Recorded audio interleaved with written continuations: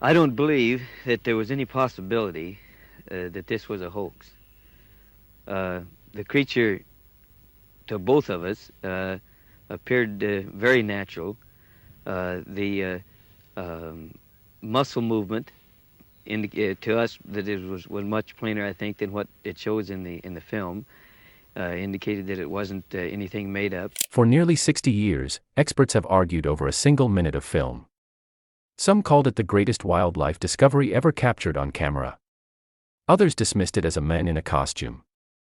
But in 2024, an artificial intelligence system designed to expose fake videos, movie effects, and digital deception was given one simple task: determine what was really standing in a remote creek bed in Northern California on an October afternoon in 1967.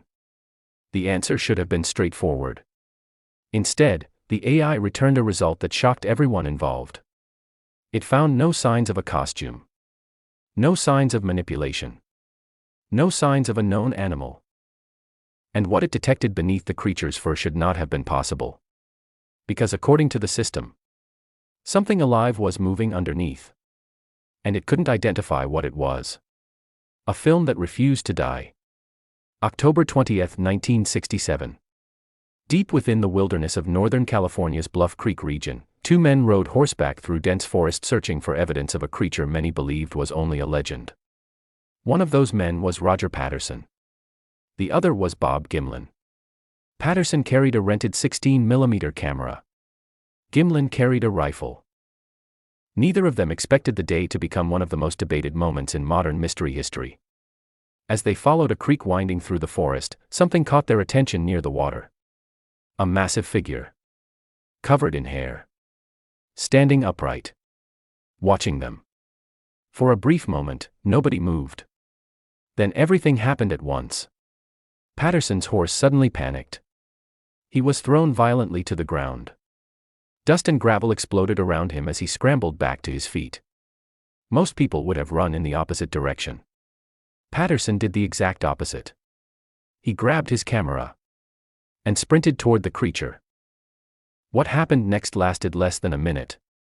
Yet nearly 6 decades later, the footage remains one of the most controversial recordings ever captured. The mystery that technology could never solve. Generations of investigators have examined the film. Photographic analysts. Wildlife experts. Forensic technicians. Hollywood effects artists. Skeptics. Believers. Everyone looked at the same footage. No one reached the same conclusion. As technology advanced, new methods were applied. Film stabilization. Image enhancement.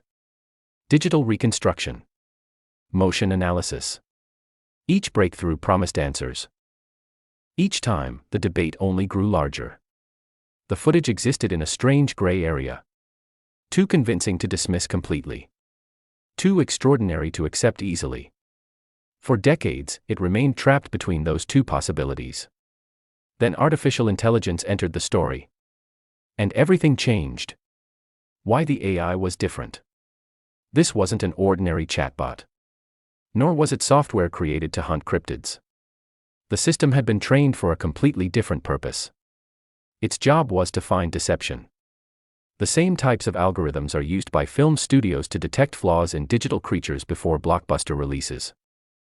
They're used by forensic specialists to uncover manipulated evidence. They're designed to identify the tiny mistakes that fake images, CGI effects, and costumes inevitably leave behind. Human eyes miss those clues. Artificial intelligence doesn't.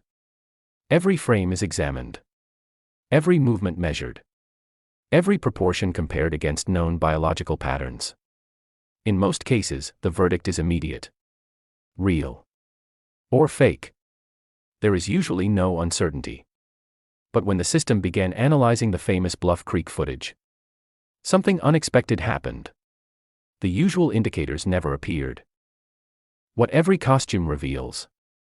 No matter how good a costume is, it leaves traces. Fabric folds. Artificial movement. Incorrect body proportions. Unnatural weight distribution. The human body hidden inside eventually gives itself away. Motion analysis software is exceptionally good at finding these flaws. It studies thousands of tiny data points in every frame. Joint angles, balance shifts, muscle behavior, acceleration patterns, surface movement. When tested against known costumes, the software consistently identifies them. Even expensive Hollywood creature suits reveal their secrets under this level of scrutiny. The Bluff Creek figure didn't. The AI searched for signs of artificial construction. It found none. No bunching for around joints. No evidence of loose material sliding across a hidden human frame. No movement patterns suggesting someone was wearing a suit. Instead, the system detected something far more difficult to explain. The shape beneath the fur appeared to behave like living anatomy. And that was only the beginning. The proportions didn't match a human. As the analysis continued, the AI began comparing the figure's body structure against known human measurements. The results immediately stood out. The arms appeared unusually long. The torso appeared exceptionally broad. The overall proportions failed to fit normal human ratios. Even more surprising, the creature's movement patterns didn't align with human locomotion. At first glance, the walk seems simple. But when broken down frame by frame, every step tells a story. Humans move in remarkably predictable ways. The body shifts weight through specific patterns. The hips rotate. The arms swing naturally in coordination with the legs. These movements are deeply ingrained into our biology.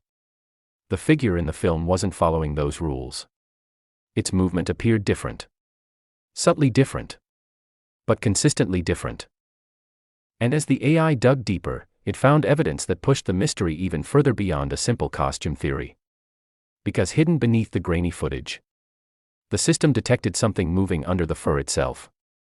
Something no suit should have been capable of producing in 1967. And what it found would become one of the most controversial discoveries in the entire investigation. The movement beneath the fur. By the time the AI reached the middle section of the film, the investigation had already become difficult to explain. But then the software detected something that shifted the entire discussion. Tiny contour changes. Subtle movements. Almost invisible to the human eye. Frame after frame, areas around the shoulders, upper back, and torso appeared to change shape beneath the fur. Not dramatically. Not in a way that would immediately stand out. But enough for the algorithms to notice. The system identified patterns resembling muscle activity. As the figure walked, certain areas seemed to tighten, contract, and relax in synchronization with its movement. The changes weren't random. They followed a biological rhythm. A sequence. The kind expected from living tissue beneath skin. Not padding beneath fabric. That distinction matters. When a person wears a creature suit, the outer material generally moves as one unit. Foam and stuffing shift together with the body inside.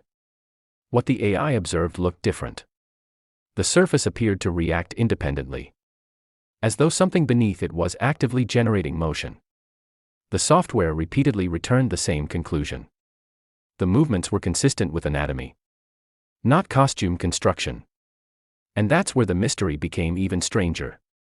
Because the system wasn't simply rejecting the costume theory. It was also failing to identify the creature itself. A biological entity with no name. After detecting what appeared to be realistic muscle movement, the AI attempted classification. This should have been the easy part. Modern systems are trained on enormous databases. Humans. Bears. Primates. Wildlife species from around the world. Known biological movement follows recognizable patterns. The software compares observations against those patterns and finds the closest match. But in this case, no match appeared. Not human. Not gorilla. Not chimpanzee. Not orangutan. Not any known great ape. The figure displayed characteristics of a biological organism. Yet it didn't comfortably fit into any recognized category. The more comparisons the system performed, the more unusual the result became. It wasn't identifying a costume. It wasn't identifying a known animal. It simply reported that the observed movement appeared real. And then stopped. The classification field remained unresolved.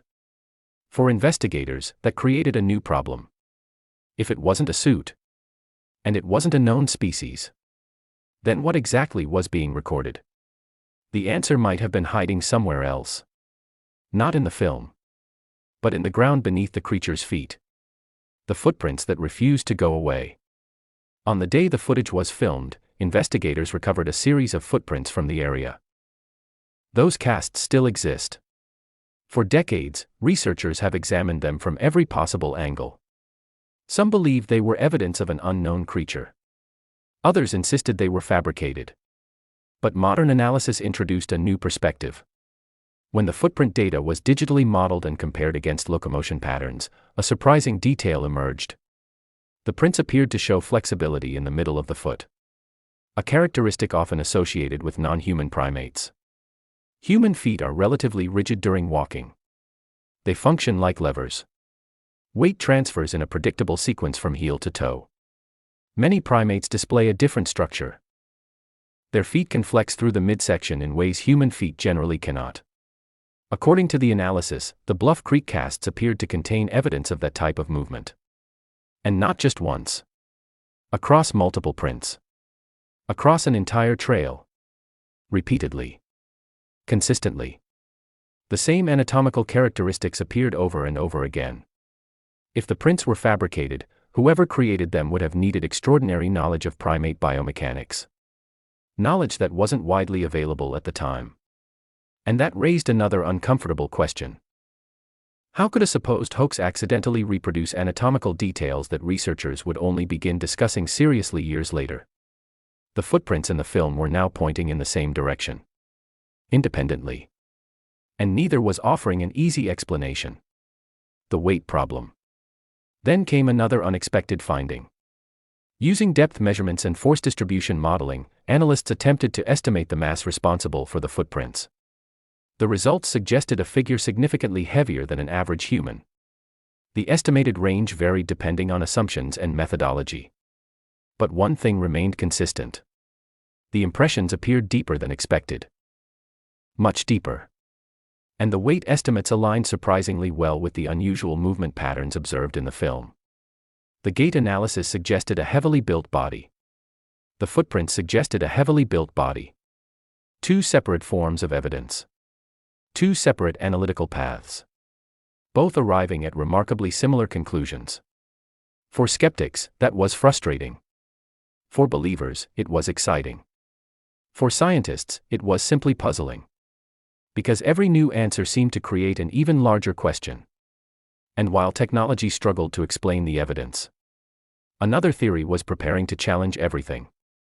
A theory that claimed the mystery had already been solved decades ago. A theory involving a costume. A confession. And a story that many believed would finally end the debate forever. It didn't. In fact, it may have made the mystery even harder to explain, the hoax theory that couldn't stay together. For years, many believed the mystery had already been solved. According to one popular explanation, the creature in the film wasn't an unknown animal at all. It was simply a man wearing a costume. The story seemed straightforward.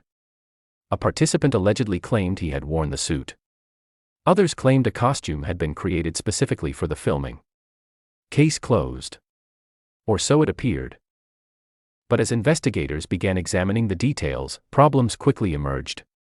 Descriptions of the alleged costume conflicted with one another. Accounts changed. Key details failed to align. Most importantly, the supposed suit itself never appeared. No preserved costume. No photographs from its construction. No physical evidence that could definitively connect it to the footage. The entire explanation rested largely on testimony. And testimony can be unreliable. Especially decades after an event. Then researchers attempted something simple. They tried to recreate the film. If the original was a man in a costume, modern effects artists should be able to reproduce it. After all, technology had advanced dramatically since 1967. Materials were better. Design techniques were better. Creature effects had become an entire industry. Yet recreation after recreation produced the same outcome. The illusion broke down. The suits looked artificial. The movement looked human. The proportions looked wrong. And when motion analysis systems examined those recreations, they immediately detected signs of costume use. The same signs the AI failed to find in the original footage. Every attempted reproduction triggered warnings. The 1967 film did not. That doesn't prove the creature was real. But it does leave a difficult question hanging in the air. If it was a hoax, why has nobody successfully recreated it? Not even with modern technology. The men behind the camera. The mystery wasn't only about the creature. It was also about the two men who claimed to have seen it. Roger Patterson and Bob Gimlin spent the remainder of their lives tied to the footage. Their names became inseparable from the controversy. Supporters viewed them as witnesses. Critics viewed them as frauds.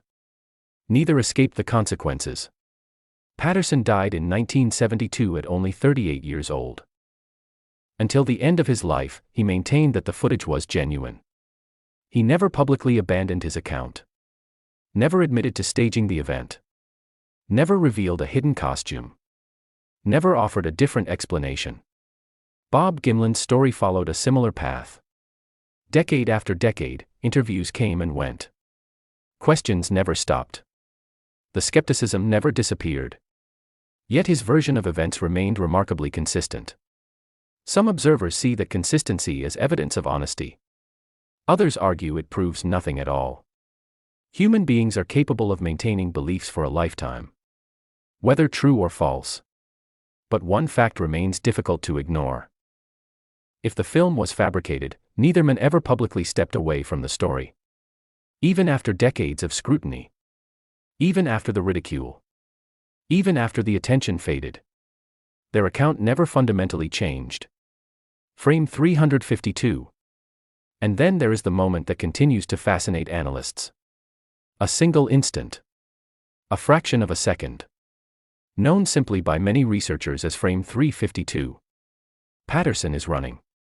The camera shakes violently. The creature continues walking through the creek bed. Then it happens. The figure turns its head. And looks back. For decades, people argued over what that glance meant. Now artificial intelligence was examining it in microscopic detail. The movement appeared smooth. Natural. Coordinated. The head didn't rotate like a rigid mask attached to a costume. Instead, motion seemed to flow through the neck, shoulders, and upper torso as one connected system. Exactly the way living organisms typically move. Then the software focused on something even more controversial. The eyes. Higher resolution scans suggested the eyes might be tracking the camera itself. Not staring blankly. Not fixed in place. Actually adjusting focus. Following the lens. The AI identified patterns consistent with genuine ocular tracking. A subtle behavior performed unconsciously by living creatures thousands of times every day. If accurate, that observation creates another challenge for the costume explanation. Because realistic eye movement inside a full-body creature suit remains incredibly difficult to achieve even with modern technology. Especially while walking across rough terrain. Especially in 1967. And yet the software kept returning to the same possibility. The eyes appeared aware. Aware of Patterson. Aware of the camera. Aware of being watched. Then, just as quickly as it happened, the figure turned away. And continued walking. No panic. No aggression. No rush. It simply disappeared into the trees. Leaving behind one of the most debated moments ever captured on film. 3 impossible possibilities. After nearly 60 years, the Patterson-Gimlin film still forces investigators into an uncomfortable corner. Because every explanation carries its own impossible problem. If the footage is a hoax, then someone with limited resources created a creature effect that has resisted every recreation attempt for generations. A feat that even professional artists struggle to duplicate. If the footage is authentic, then a large unknown primate somehow exists in North America without producing the kind of physical evidence scientists would normally expect. No confirmed body. No confirmed skeleton. No universally accepted DNA sample. Nothing definitive. And if neither explanation works, then a third possibility emerges. A possibility that may be even more unsettling. That our systems for distinguishing reality from fabrication are not as complete as we believe. That something can leave tracks, appear on film, pass authenticity tests, and still exist outside our ability to classify it. The AI reached the limits of its training. It detected biological consistency. It detected realistic movement. It detected patterns associated with a living organism. But when asked the simplest question, what is it? The system had no answer. And perhaps that's why the footage continues to survive. Not because it proves Bigfoot exists. Not because it proves Bigfoot doesn't. But because after decades of investigation, technology, and debate, the mystery remains exactly where it began. Standing silently in a remote creek bed. Looking back over its shoulder. As if it knows something we don't. And then disappearing into the trees. Never to be fully explained.